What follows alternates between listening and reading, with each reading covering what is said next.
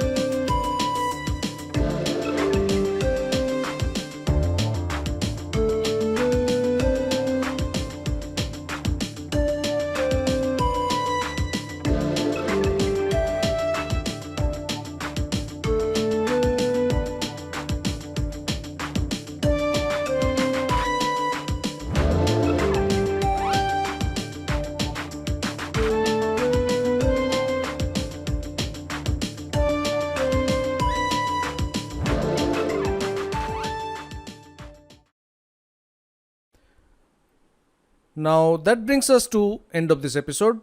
I have not demonstrated any full or 3/4 figure here, but if you know how to get the face right, the other parts are not difficult. You just need to maintain the general shape and proportion. Slight change in appearance of other features won't matter at all if the face is correct. I'm sure if you try and follow the basic steps and ensure proportion, you will find portrait drawing absolutely easy. Just think of shapes and not as a person. Things will appear much simpler. If you watched the video so far, I'm sure you would have liked the video. And if you haven't subscribed to the channel till now, please consider subscribing, and you may share the link also with the people who have similar interests. In the next episode, we'll see how to draw landscapes. Keep practicing, stay safe, see you. Thanks for watching the video.